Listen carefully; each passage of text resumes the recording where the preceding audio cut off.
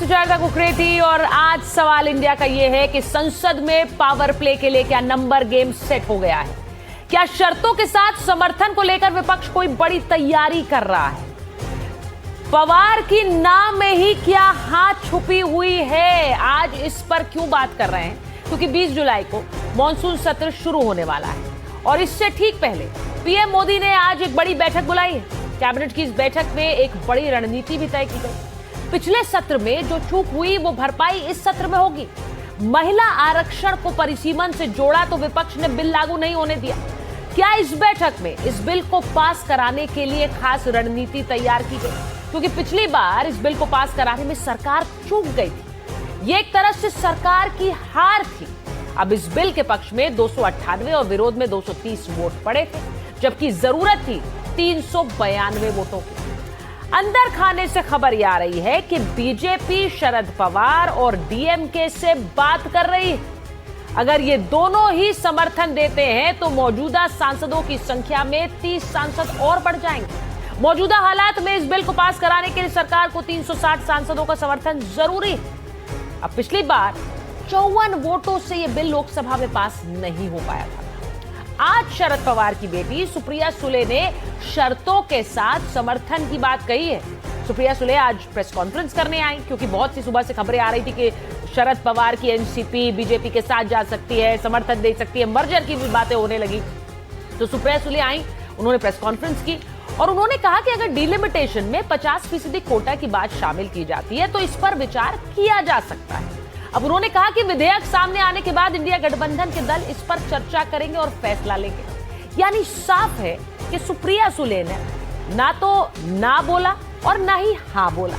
लेकिन जिस तरह से हाल ही में नेताओं की मुलाकात आपस में हो रही है, उससे अटकलें तेज हो गई हैं कि इस बिल को पास कराने के लिए प्रधानमंत्री नरेंद्र मोदी अपने मिशन 360 को पूरी तरह से तैयार कर चुके हैं।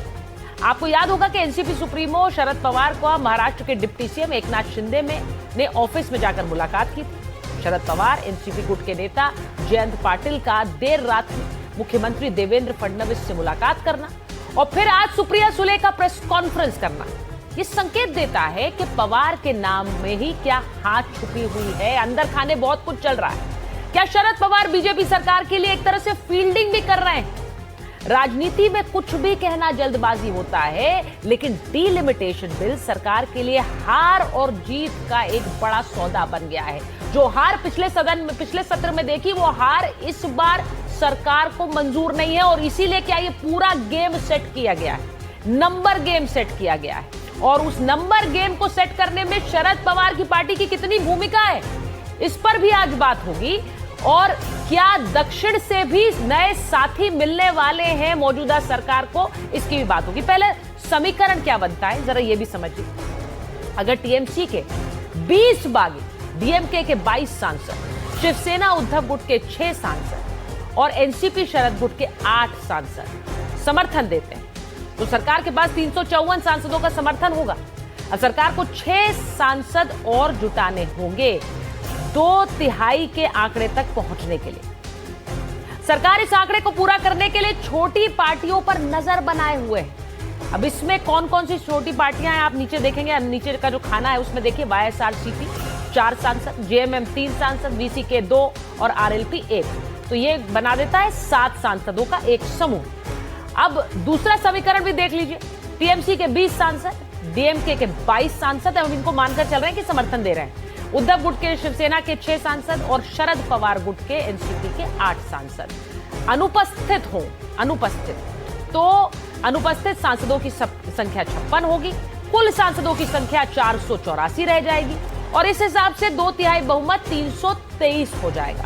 सरकार को 31 सांसदों की जरूरत होगी इस बिल को पास कराने के लिए। तो आज सवाल इंडिया का यही है कि इन्हीं समीकरणों के इर्द गिर्द क्या इस अगले सत्र को हम देखने वाले हैं जिसमें वो काम होगा जो अभी तक अधूरा रह गया था। जल्दी से जरा कुछ बयान सुनिए, उसके बाद अपने मेहमानों से परिचय करा दें।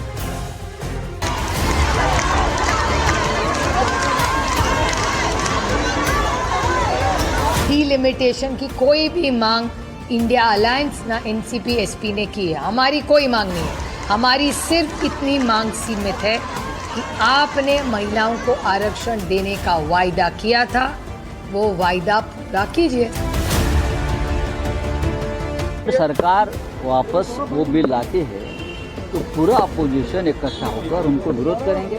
हमने जो उनको सूचनाएं की है, इस प्रकार से बिल में आप थोड़ा दुरुस्ती करो, अमेंडमेंट करो, लेकर आइए। अगर उस हमारी बात मानी जाती है तो हम उसके ऊपर चर्चा करेंगे।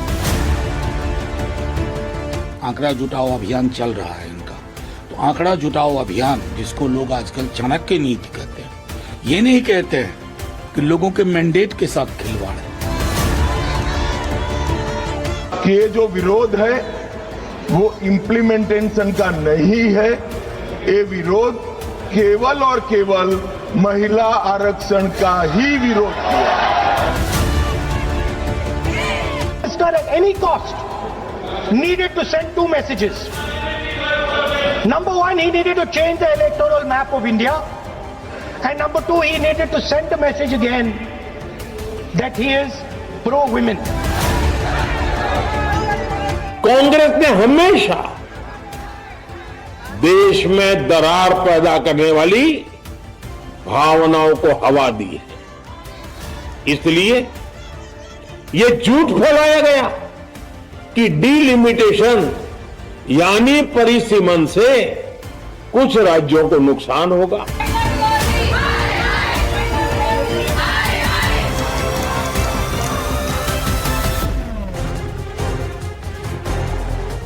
तो आज सवाल इंडिया का यही है कि शरद पवार के नाम में ही हाथ छुपा है क्या?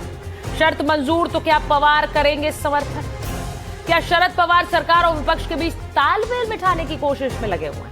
पहले पवार और बाद में स्टालिन होंगे एनडीए के अगले सहयोगी। और सवाल इंडिया का यह भी कि लोकसभा में 360 सीटों को लेकर आगे का प्लान क्या है? हमारे साथ जो मेहमान जुड़ रहे हैं, बीजेपी के प्रवक्ता नलिन कोहली जी हमारे साथ हैं, समीर चौगांवकर जी वरिष्ठ पत्रकार जुड़ रहे हैं हमारे साथ, राजकुमार भाटी जी प्रवक्ता समाजवादी पार्टी, आनंद दुबे जी प्रवक्ता शिवसेना यूबीटी और तहसीन पूनावाला राजनीतिक विश्लेषक हैं। बहुत बहुत स्वागत तहसीन आप सभी का शो में शामिल होने के लिए। मैं सबसे पहले तो समीर जी आपके पास इसलिए आ रही हूं कि जरा ये गणित समझाइए। हमेशा से शरद पवार को एक पावर प्लेयर हमेशा कहा गया, लेकिन उनकी पावर का सही इस्तेमाल क्या इस वक्त बीजेपी और एनडीए कर रही है? देखिए, बीजेपी और एनडीए करे से ज्यादा अब शरद पवार को समझ में आ रहा है कि भैया पावर सेंटर के साथ रहना राजनीति के लिए जरूरी है। और ये जो बिल जिस तरीके से आया और आज सुबह आप जिस तरीके से सुप्रिया सुले की पत्रकार वार्ता देखेंगे, ये बहुत स्पष्ट है कि उन्होंने संकेत दे दिए कांग्रेस को, इंडिया गठबंधन के सहयोगी दलों को, कि सेशन के अंदर हम समर्थन करने जा रहे हैं। कल रात को शरद पवार के सिल्वर ओक के मुंबई के घर में जिस तरह के जयंत पाटिल की बैठक होती है, सुप्रिया सुले वहाँ पर रहती है, उसके बाद सुप्रिया सुले की देवेंद्र फडणवीस से बात होती है, जयंत पाटिल देवेंद्र फडणवीस से मिलने जाते हैं। ये तय है कि शरद पवार ने महिला आरक्षण बिल पर जो 50% का जो कमिटमेंट किया है कि हर राज्य में 50% महिलाओं की सीटें बढ़ा देंगे, उस पर शरद पवार अब समर्थन देने जा रहे हैं। अब मुझे देखना है कि शरद पवार की पार्टी का विलय, क्या एनसीपी जो सुनीता पवार अभी उप मुख्यमंत्री है महाराष्ट्र की, उनके साथ विलय होता है? महाराष्ट्र की राजनीति में लोग किस तरह की सत्ता में समीकरण में आएंगे? दिल्ली में क्या सुप्रिया सुले मंत्री बनेगी? ये आने वाला समय बताएगा। लेकिन ये तय है कि इस सत्र के अंदर राष्ट्रवादी कांग्रेस पार्टी जो आपने कहा कि समर्थन देने जा रही है। आपने जो कहा कि सुप्रिया सुले केंद्र में मंत्री बनेंगी, ये उस बार्गेन का क्या एक हिस्सा है? और ये बहुत बड़ा हिस्सा है, क्योंकि देखिए शरद पवार अपनी लाइफ में कभी भी बिना कुछ लिए शरद पवार ने कुछ नहीं किया है। अब उन्हें पता है कि वो मंत्री बनेंगे नहीं। शरद पवार इस उम्र में और स्वास्थ्य के कारण बनना नहीं है। अपनी बेटी को वो मंत्री देखना चाहते हैं और मुझे लग रहा है कि ये बातचीत हो चुकी है। सुप्रिया सुले आने वाले दिनों में जब मंत्रिमंडल का विस्तार होगा, सुप्रिया सुले केंद्र में मंत्री बनेगी और 20 तारीख को जब सत्र शुरू होगा और यह बिल जब आएगा तो एनसीपी शरद चंद्र पवार या तो वॉकआउट कर जाएगी या सरकार के समर्थन में मतदान करेगी। ये तय है। ये तो ये बड़ी बात है कि शरद पवार की पार्टी या तो वॉकआउट कर जाएगी या फिर वो समर्थन करेगी। नलिन जी आपके पास आ रही हूँ। ये कहा जा रहा है कि आज भले ही वो आई सुप्रिया सुले, उन्होंने प्रेस कॉन्फ्रेंस की, लेकिन उनकी नाम में ही आप लोगों के लिए हाथ छुपी हुई है। अब जरा इसके पीछे का कुछ गणित समझाइए। कितनी चर्चाएं पिछले समय से हो रही हैं कि इस बार सत्र में, कल चिदम्बरम जी ने भी जो पोस्ट किया उसमें उन्होंने लिखा कि भाई इस बार आने वाला है, फिर से लाएंगे ये बिल परिसीमन को लेकर इस बार मॉनसून सत्र में। नलिन जी, खबर के पीछे क्या बात है, ये तो इसका विश्लेषण आप कर पाएंगे या जैसे बैठे भाई साहब अपने वरिष्ठ पत्रकार हैं। मुझे लगता है जो बड़ा विषय ये है कि महिला आरक्षण के लिए देश के अंदर में एक बड़ी सोच है। प्रधानमंत्री नरेंद्र मोदी जी की सरकार ने वो संशोधन लाए थे। अब इस पर आगे इसको कैसे इम्प्लीमेंट करना है, यही तो संसद को तय करना है। और संसद में जो विषय उठेंगे किसी भी सत्र में, इस सत्र में, अगले सत्र में, स्वाभाविक है जो राजनीतिक दल और जो सांसद हैं उनके लिए ये महत्वपूर्ण है कि वो बैठ के तय करें कि भाई जो विषय आ रहा है उसके पक्ष में होंगे या विपक्ष में होंगे। ये तो संसदीय प्रक्रिया ही है। अब अगर कोई दल ये तय करे कि हमें महिलाओं के साथ खड़ा होना है या परिसीमन के विषय पे हमारे ये विचार हैं, तो ये उनका अधिकार है। और मैं भाजपा का प्रवक्ता होकर किसी भी रूप से शरद पवार जी की पार्टी क्या तय करती है, सुप्रिया जी इसके विषय में उनकी पार्टी और उनके सांसद क्या करेंगे, मैं उस पर कैसे टिप्पणी दूं।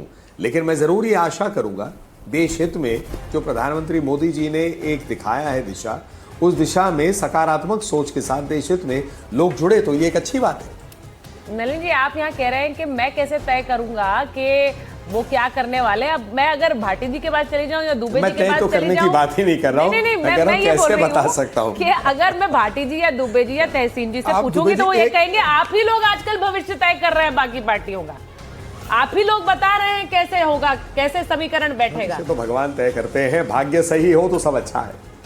नहीं तो आपके साथ आधा अच्छा भाग्य है। जनता ने आशीर्वाद दिया है और जनता के आशीर्वाद हेतु ही प्रधानमंत्री जी सेवा भाव से काम कर रहे हैं। अच्छा, वो कह रहे हैं हमारी दुबे जी की सरकार पार्टी की भी आ कोई रही है। अच्छी सोच आती देश हित में तो जरूर लोग उसके साथ। अरे ये आपके लिए एक और बम्पर हम तो आशा करेंगे कि सबको समर्थन देना अरविंद चाहिए। सावंत तो कह चुके हैं, अरविंद सावंत का बयान आ चुका है। हाँ। और उद्धव ठाकरे के तीनों जो सांसद बचे हुए हैं, अनिल देसाई साहब, तो ये तो गलत है भाई, वो वहां रहकर समर्थन दे रहे, तो इन्होंने क्या बुरा महिला किया था भाई? आरक्षण उनको लग रहा है कि महिला आरक्षण में समर्थन देना चाहिए। जब 50% सीटें बढ़ेंगी हाँ। तो उनको भी तो ज्यादा सीटें चुनाव लड़ने के लिए दुबे जी, मिलेगा ये ना। क्या हो रहा है? वो 6 इधर आ गए और उसके बाद जो बचे हैं वो भी समर्थन दे रहे हैं। सुचारता जी नमस्ते। नमस्ते सभी सर। को सादर प्रणाम। जब सीटें बढ़ेंगी, हमारे सांसद चुन के आएंगे, तो फिर नलिन जी की पार्टी अपने पास बुला लेगी। ये भी एक शायद हो सकता है कोई खेल इसमें। देखिए सुचारता जी, विषय बड़ा गंभीर है। महाभारत में अभिमन्यु जी की जो स्थिति थी वही आज विपक्ष की है। विपक्ष को चक्रव्यूह में घेर लिया है।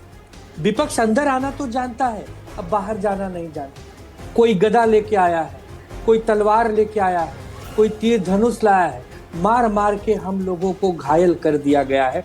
मृत्यु ही अब हमारी बाकी है।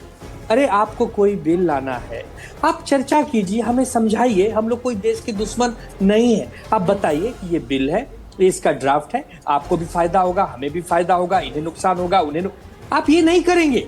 आप एक ऐसी पार्टी को जन्म दे देंगे 2026 में जो गूगल पे बच्चे आजकल ढूंढते हैं, जिसका नाम है NCPI, nationalist citizen party of India. अरे नलिन जी, ना आपने नाम सुना था ना हमने नाम सुना था, फिर भी कोई बात नहीं, चलिए उसकी भी माफी हो जाएगी।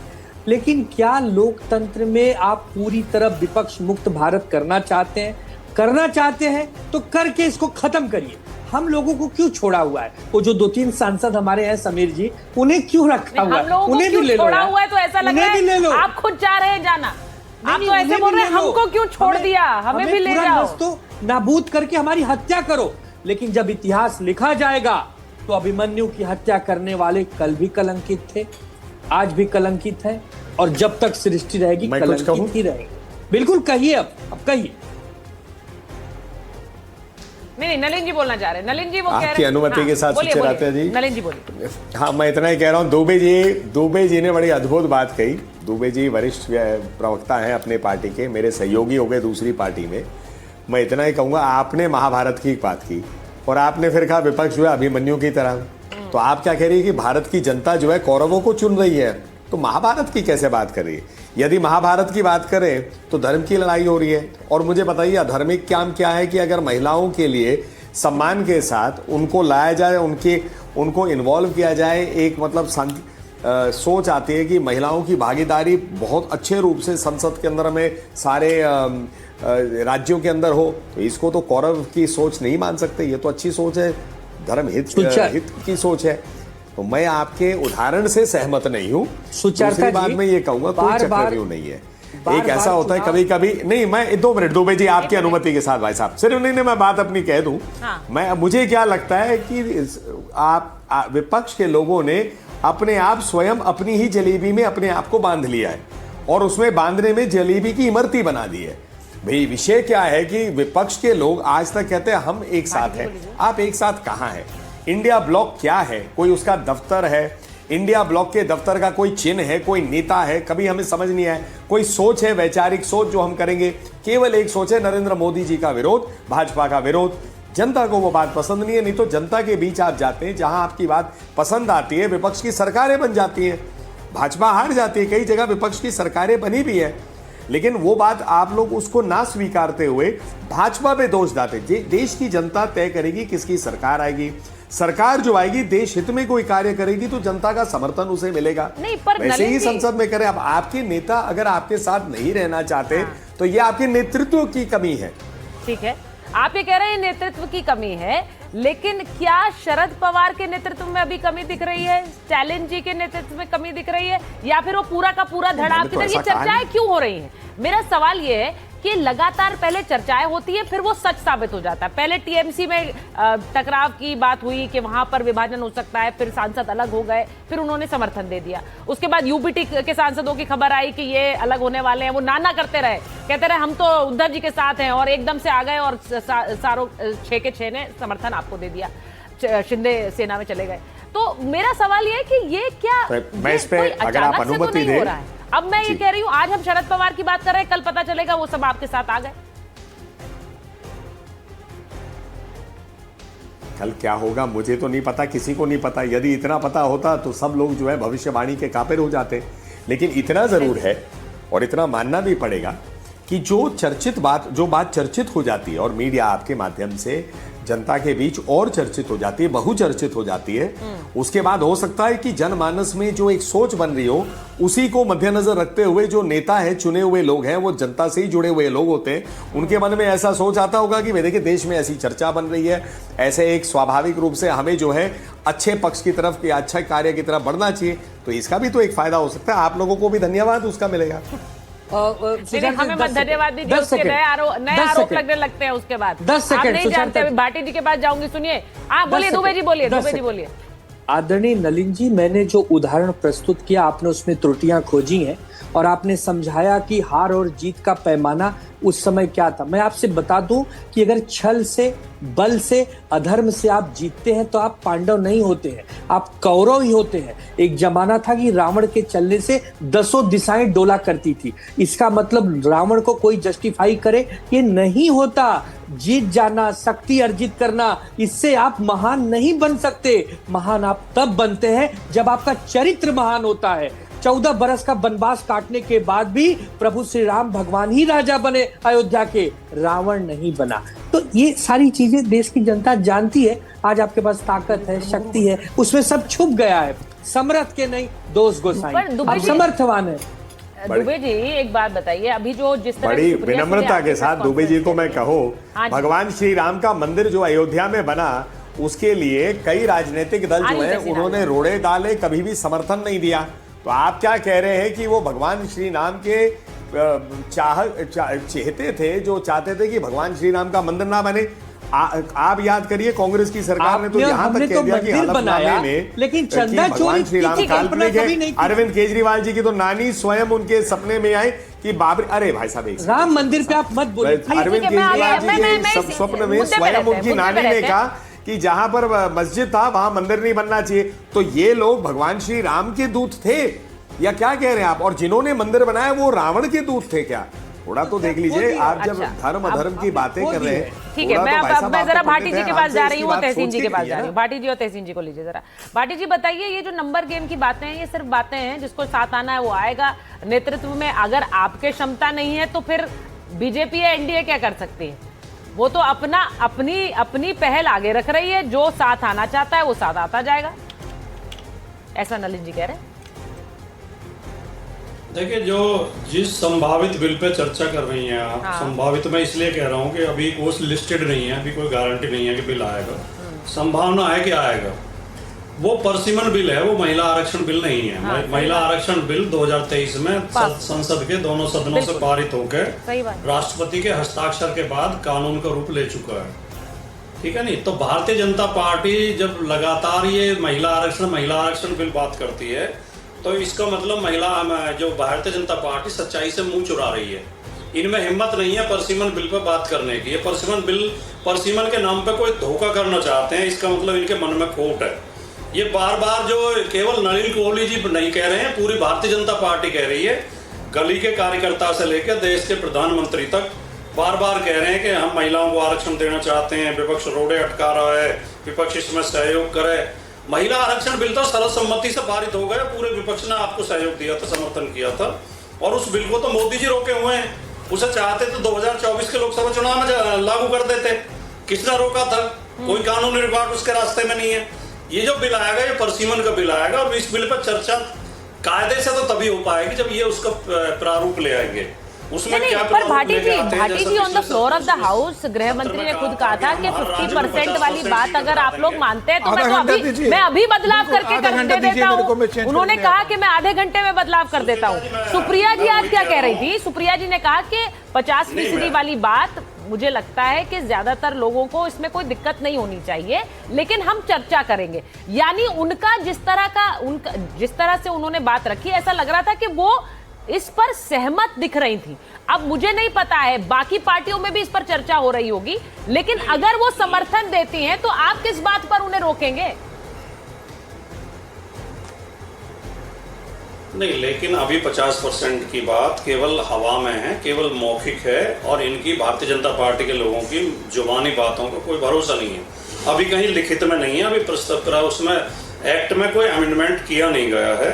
और सवाल ये भी महत्वपूर्ण है अपनी जगह कि भारतीय जनता पार्टी लगातार जनगणना से मुंह क्यों चुरा रही है? जो संविधान में प्रावधान है और जो सुप्रीम कोर्ट का आदेश है वो ये है कि जनगणना कराने के बाद परसिमन आयोग का गठन किया जाएगा, और परसिमन आयोग परसिमन करेगा लोकसभा और विधानसभा क्षेत्रों का। तो ये जनगणना से लगातार क्यों बच रहे हैं? क्या इसलिए बच रहे हैं कि उसके साथ इन्हें जाति जनगणना करानी पड़ेगी, और जाति जनगणना के आंकड़े आ जाएंगे तो बीजेपी की राजनीति के खिलाफ होंगे, बीजेपी उसमें फंसेगी, इसलिए लगातार बच रहे हैं। देश में पहली बार ऐसा हो रहा है, जब से जनगणना शुरू हुई है अंग्रेजों के टाइम से, पहली बार ऐसा हो रहा है कि हर 10 साल में जनगणना नहीं हुई है। जो मोदी जी अपने आप को सर्वशक्तिशाली, नॉन बायोलॉजिकल, विश्व गुरु और पता नहीं क्या क्या बताते हैं, वो एक जनगणना नहीं करा पाए। देखिए भाटी जी मैं जरा एक बार स्पष्ट करूं, ये सब बातें बहुत बार हो चुकी हैं। आप लोग विपक्ष से बहुत बार आरोप लगाते हैं। अभी मैं उसकी बात कर रही हूँ जो 4 दिन बाद होगा, यानी कि जो मॉनसून सत्र में अभी जब चर्चा होगी और आपके कुछ साथी साथ नहीं रहेंगे। तहसीन अगर मैं आपके पास आऊं, अगर इंडिया अलायंस के साथी वहां जाते हैं, भाई डीएमके ने कांग्रेस के लिए क्या कुछ नहीं कहा, तो हमें पता है कि वहां तो मामला किस तरह का हो गया, लेकिन वो बीजेपी के साथ आ सकती है, ये कभी किसी ने सोचा नहीं। लेकिन क्या वो लग रहा है कि होगा इस मॉनसून सत्र में ही होगा? वो सुप्रिया सुले जिस तरह के संकेत दे रही है वो भी होगा, वो भी साथ आ सकती है। अव्वल तो आपके साथ शो में शिरकत करने का मौका मिल रहा है, इसलिए आपका शुक्रगुजार हूँ। नलिन जी को एक छोटा सा जवाब देते हुए फिर आपके सवाल का मैं उत्तर दे दूंगा। आवाम जो है, जनता जो है, वो पांडवों को ही चुन रही है। किसको चुना था? सपा के एमपीज को चुना, शिवसेना यूबीटी के एमपीज को चुना महाराष्ट्र में, लेकिन भाजपा छल और कपट से उनको ले जा रही है। हम तो कहते हैं दे दो केवल 5 ग्राम, रखो अपनी धरती तमाम, हम वहीं खुशी से रहेंगे, परिजन पर पसीना उठाएंगे। पर भाजपा इंसाफ दे न सका, आशीष समाज की ले न सका, उल्टे विपक्ष को बांधने चला, जो था साधने चला। इनका नाश मर चुका है, इसलिए इन पे इनका विवेक मर चुका है, इसलिए इनका विवेक मर चुका है। अब आते हम मेन चीज के ऊपर। मेन चीज क्या है? मेन चीज सिंपली ये है कि अगर भाजपा महिला आरक्षण बिल लाना चाहती, कितने सूबों में भाजपा की सरकार है? 20। कितने महिला मुख्यमंत्री बना देना उनको, 2/3 मुख्यमंत्री महिलाओं को। काहे बनाया शुभेंदु अधिकारी जी को? काहे बनाया आपने बिहार में मुख्यमंत्री जो महिला नहीं है? फिर आते हैं हम यहाँ पर, अगर वर्तमान में अगर आपको महिला आरक्षण लाना हो तो जितने सांसद आप दे दीजिए, उसमें से 2/3 को महिला आरक्षण, लेकिन वहां पर नहीं देंगे। अगर इनको पार्टी तोड़नी है और इनको लगता है कि ये हित में है, मैं अभी सुप्रिया जी के बारे में कहता हूँ, ये कोई प्रपोजल लिखित में नहीं है, पिछली बार भी सांसद के अंदर माननीय गृह मंत्री जी ने प्रपोजल केवल जुबानी कहा था, और आप जानती है मैम कि कोई भी अगर बिल हो, खास करके अगर कॉन्स्टिट्यूशनल बिल हो, वो लिखित में होना चाहिए, और केवल बिल नहीं, उसके एम्स क्या है, बिल्स के ऑब्जेक्टिव्स क्या है, पूरा उसका विश्लेषण होना चाहिए जिस पर हम पढ़ाई करें। ये कैसा है फ्लोर पे तो यही आएगा बिल ना। एक संवैधानिक संशोधन लाने की बात हो रही है, लेकिन उसको कह रहे हैं मास्टर स्ट्रोक, लेकिन विपक्ष को नहीं पता बिल क्या होगा, मीडिया को नहीं पता क्या होगा, यहाँ पर समीर जैसे वरिष्ठ पत्रकारों को नहीं होगा। अगर ये हमारे हित में, सोचिए हमारे हित में, ये महिलाओं के हित में, आप पहले क्यों नहीं ला रहे? इसके ऑब्जेक्टिव्स आप सामने क्यों नहीं रख रहे? इसी के साथ आप कास्ट सेंसस क्यों नहीं कर रहे? क्यों नहीं कर रहे? क्योंकि आपके हित में नहीं। कैसी सरकार है? लास्ट लाइन बोलिए। जो भी चीज आपके हित में है, जो भी चीज आपके हित में है, सरकार कहती है, उसके दस्तावेज सरकार पहले देती नहीं। कहते हैं E20 आपके हित में है, लेकिन उसका दस्तावेज हम सार्वजनिक नहीं करेंगे। कहते हैं महिला के लिए आरक्षण ला रहे हैं, लेकिन हम उसका बिल सामने नहीं करेंगे। हम लिखित में पार्लियामेंट में कुछ नहीं देंगे। गृह मंत्री जी खड़े होकर भाई बिल तो पार्लियामेंट में गिरा था, उस पर बिल में सारी बातें लिखी, और अमित भाई ने बहुत स्पष्ट बोला था। पढ़ा था ड्राफ्ट कॉपी। नहीं सर, मैंने पढ़ा था। 50% सीटें हम बढ़ा देते हैं। जो दक्षिण की समस्या थी, दक्षिण ने कहा था कि हमारी सीटें कम होंगी, उन्होंने कहा था आपके साथ अन्याय नहीं होगा, और स्टेट में हम 50% सीटें आपकी बढ़ा देते हैं। इससे बड़ी बात क्या होगी? आधा घंटा मांगा था बिल आपने पढ़ा था तहसीन, वही तो वो कह रहे हैं। नहीं तहसीन, उन्होंने यही कहा कि बिल आप कह रहे हैं आपने पढ़ा, लेकिन होम मिनिस्टर ने खुद कहा था ऑन द फ्लोर, वो बदल देंगे। आप लोग आधा घंटा दीजिए, मैं बदल देता हूँ, उसी की बात हो रही। और देखिए, बड़ा मुद्दा ये नहीं है आज, समझ गया। बड़ा मुद्दा ये है कि एक एक करके पार्टियों का रुख बदल रहा है। आपने जो बातें कही, ये उस समय पिछले सत्र में विपक्षी दल कह रहे थे, लेकिन तब से अब तक सुप्रिया सुले उधर जाती हुई दिख रही है, हेमंत सोरेन दे रहा है, के जाते हुए हेमंत सोरेन की बात कर रहे हैं। क्यों हो रहा है ये? मैम एक मिनट, हम विषय से हट गए। एक सेकंड में क्लैरिफाई कर दूं। वो नहीं लिखा था माननीय गृह मंत्री, ये तो मैंने कहा, स्वयं कहा कि वो स्वयं खड़े होकर के मैं ये डाल दूंगा बिल में। बिल ऐसे नहीं पास होता। अगर उन्होंने लिखित में भी दिया तो एम्स क्या है बिल का, ऑब्जेक्टिव्स क्या है बिल का, ऐसे नहीं होता बिल पास। कोई खड़े होकर पार्लियामेंट में कुछ भी कह दे, उसका कोई वैल्यू नहीं होता जब तक। ये सरकार भी जानती है तहसीन भाई, ये सरकार भी जानती है कि मौखिक बिल पास नहीं होता। जब होम मिनिस्टर ने सदन के अंदर कहा कि आप आधा घंटा दीजिए, मैं 50% का करेक्शन कर लेकर आता हूँ, तब अगर कांग्रेस समर्थन देती थी तब तभी यह परिस्थिति का बिल पास हो जाता। आज भी वो ये बात को कह रहे हैं, क्या कांग्रेस 50% में समर्थन देने को तैयार है? क्या ये कांग्रेस स्पष्ट कर देना समीर जी, महिलाओं को 50% सीटों का अधिकार देने को तैयार है कि नहीं कांग्रेस? समीर जी आप स्टूडियो में, समीर जी दर्शकों को समझ, मैं कुछ कंट्रीब्यूट करना चाहता, मुझे बोलने दीजिए। आप मेरे बात बोलिए सर, आप स्टूडियो में आपका मेरा टाइम कट हो जाएगा, बोलने दीजिए ना मुझे। सर सरकार को समझता है, मैं मानता हूँ, तो जब सरकार को समझता है, सरकार ने वो बिल क्यों नहीं लाया? क्यों उसमें एम्स ऑब्जेक्टिव्स में नहीं लिखा? लास्ट दिन पे 7 बजे गृह मंत्री जी खड़े होकर कहते हैं पारित कर दो, मैं लिखित में दे रहा हूं, ऐसे बिल पास होते। दूसरी चीज, तब से आज तक जो आपका क्वेश्चन था मैम, तब से आज तक अगर ये बिल लाना था, क्यों पब्लिक डोमेन में नहीं रखा? अच्छा ठीक है, एक लाइन में प्रश्न पूछ लो कि वो जो करे कि लिखित में नहीं था, क्या इस बिल में अगर वो लिखित में आ जाता है तो कांग्रेस समर्थन देगी?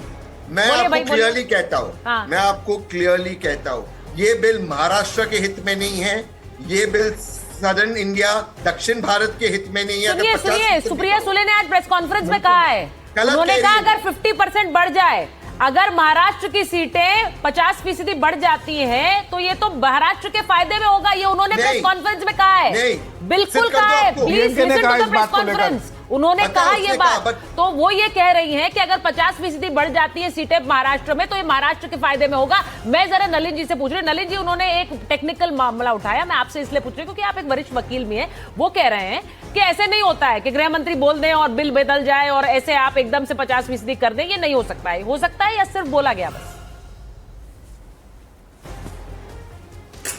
तो ऐसा है, मुझे समझ नहीं आया। एक फॉर्मेट में बिल आया, गृह मंत्री जी अमित शाह जी ने भाषण में स्पष्ट कहा, कहाँ कहा? संसद के अंदर कहा। संसद के अंदर जब आप भाषण देते हैं तो उसकी एक गरिमा है और उसके साथ आप खिलवाड़ नहीं करते। हर शब्द जो है वहाँ रिकॉर्ड होता है और आप जो कहते हैं वो गलत नहीं कहते। तो उन्होंने कहा मुझे आधा घंटा दीजिए, तो मतलब हम इस बिल में संशोधन करके या इस नए विचार को डाल के रखेंगे तो आप पास करेंगे। तो अब आप देखिए ना, तहसीन भाई जो कह रहे हैं और जो कांग्रेस का रुख रहा है उसमें कोई फर्क नहीं है। अरे यदि आपने ऐसा क्यों नहीं किया, ऐसा क्यों नहीं किया, ऐसा करना चाहिए था, लेकिन यदि ऐसा होगा और सरकार कहेगी करेंगे तो बोलेंगे नहीं हमें नहीं पता, हम समर्थन देंगे या नहीं देंगे। ऐसा थोड़ी ना होता ना। अंग्रेजी का एक फ्रेज है, running with the hairs and hunting with the hounds, कि आप आगे भी दौड़ते जाइए, पीछा भी करिए किसी का। ऐसे नहीं होता भाई। तो ये इनकी एक सॉर्ट ऑफ खिचड़ी पॉलिसी है। इनको समझ नहीं आ रहा हम क्या इस पे स्टैंड ले। जैसे भगवान श्री राम का मंदिर बने, समझ नहीं आता था, विरोध करे तो वो कहते भाई राम लल्ला की पूजा के लिए शिलान्यास किसने कराया? राजीव गांधी जी ने। पर इसका कोई जवाब नहीं था कि राजीव गांधी जी के बाद राम को क्यों त्याग दिया, राम मंदिर को क्यों त्याग दिया। तो ये कांग्रेस की एक नीति है, दोहरी नीति, कि भाई अगर अच्छा होगा तो कह देंगे हम साथ में हैं, अगर भय होगा तो कहेंगे हम साथ नहीं है। दूसरी बात, तहसीन भाई ने बहुत एक इंटरेस्टिंग बात की। उन्होंने कहा हमें 5 गांव चाहिए। एक वाक्य बोलिए। मेरा इतना ही है थोड़ा तहसीन भाई से कि भाई कांग्रेस का नेतृत्व, क्योंकि विदेश भी काफी जाता है, हमें नहीं पता कहाँ जाता है, वाले देश में नहीं दिखते तो हम मानते हैं विदेश जाते हैं, राहुल गांधी जी या प्रियंका जी जो भी हो। तो ये 5 गांव कहाँ चाहिए आपको? किसी एक राज्य में चाहिए, विदेश में चाहिए, किसी देश में चाहिए? कौन से 5 गांव कहाँ पे चाह रहे हैं आप? अच्छा, अब मैं एक बार मैं भाटी जी के पास जा रही हूँ। तहसीन आ रही हूँ आपके पास। भाटी जी जरा बताइए, ये जो एक एक करके तो सभी जा रहे हैं। अब दुबे जी की पार्टी सांसद चले गए, उससे पहले टीएमसी चली गई, अब कह रहे हैं सुप्रिया जी चली जाएंगी, वहाँ दक्षिण से स्टैलिन जी चले जाएंगे।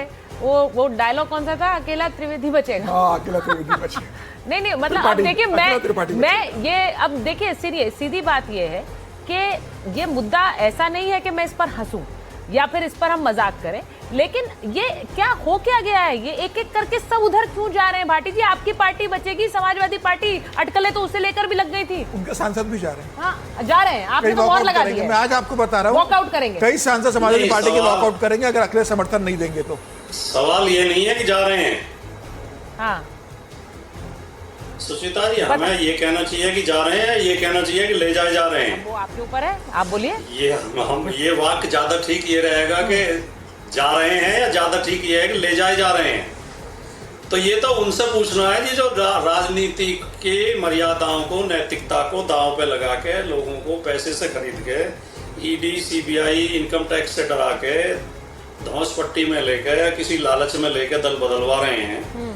तो राजनीति को तो दूषित वो कर रहे हैं, राजनीति की नैतिकता को खत्म वो कर रहे हैं। अच्छा, तो सवाल तो उनसे होना चाहिए।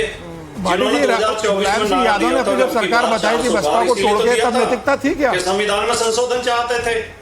अब जनता ने तो 400 पार करा नहीं, जनता ने तो 240 पर रोक दिया।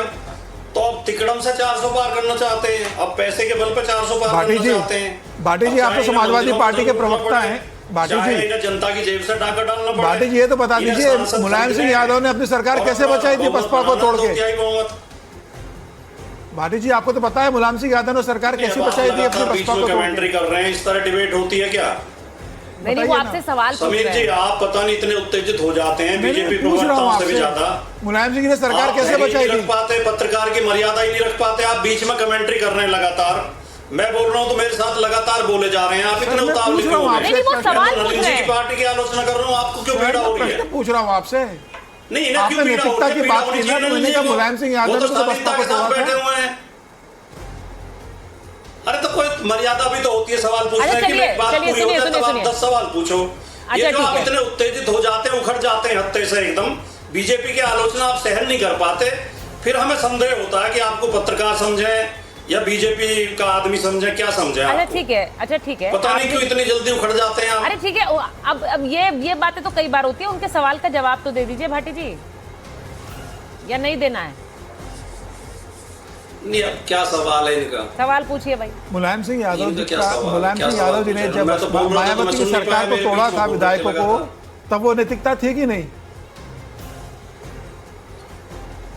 नहीं, अगर आप पत्रकारिता करते रहे हो तो आपको ये पता होगा कि सरकार तोड़ी नहीं गई थी। विधायक चाहते थे नेताजी के साथ रहना, सरकार के साथ रहना। Bhati ji, this is very convenient. Bhati ji देखिए, आज आप नाराज इसलिए हो रहे हैं क्योंकि आज आपको घेर लिया है समीर जी ने। मतलब नहीं, वहाँ थे, उनकी पसंद थी, यहाँ उनकी पसंद नहीं है, यहाँ उनकी पसंद नहीं, यहाँ उन्हें खींच कर ले जाया गया। वहाँ आपकी सरकार बनाने में गए तो वो अपनी पसंद से चले गए। अब ये थोड़ी होगा सर, चित भी मेरी पट भी मेरी, ऐसे थोड़ी होता है।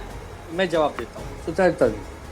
ऐसे नहीं होता भाटी जी। देखिए सुचरिता आप जी, कम घिरते 10 हैं, आज सेकंड। घेर लिया समीर जी ने आपको। 10 बोलिए सेकंड। बोलिए दुबे जी 10 सेकंड। सुचरिता जी, बोलिए। हमसे और विपक्ष के नेताओं से एक सवाल आप भी सरकार में बैठे भाजपाई भी पूछते हाँ, हैं बोलिए। कि दुबे जी आपके सांसद वहां क्यों जा रहे हैं आपको छोड़ के?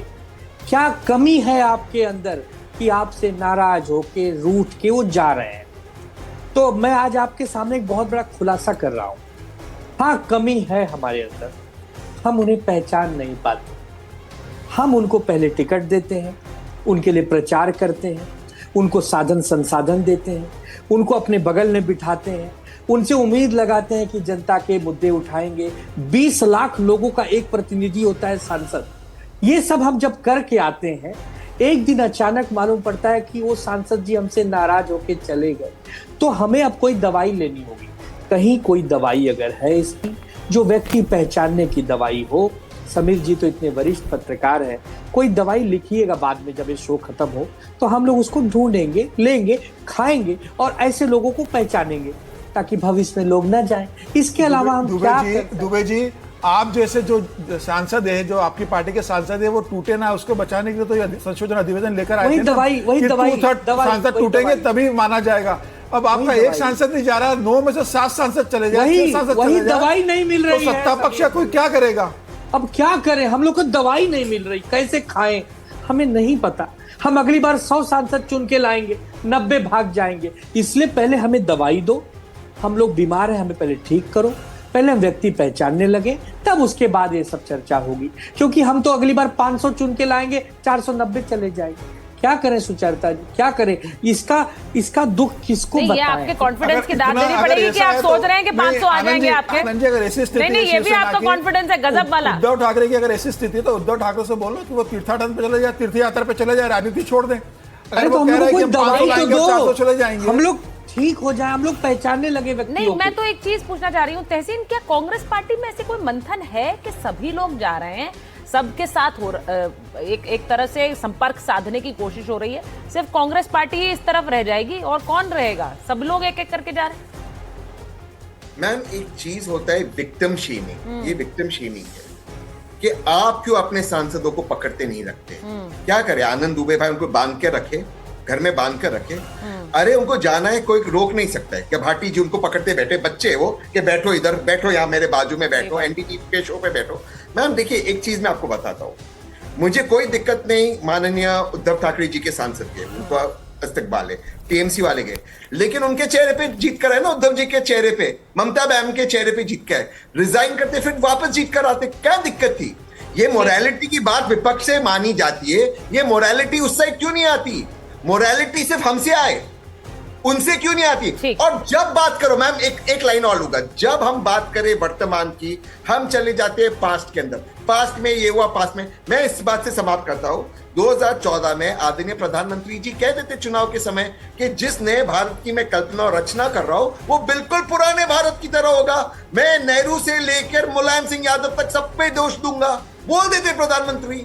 नहीं बोले ना, वो तो मुझे नहीं पता है, लेकिन आने वाला जो सत्र है उसमें बहुत कुछ होगा, वो पहले की तरह होगा या एक नई इबारत तय होगी, वो हमें देखना होगा। क्योंकि मुझे ऐसा लगता है महाराष्ट्र टू तमिलनाडु बहुत कुछ होने वाला है इस आने वाले सत्र में। बहुत बहुत धन्यवाद आप सबका जुड़ने के लिए हमारे।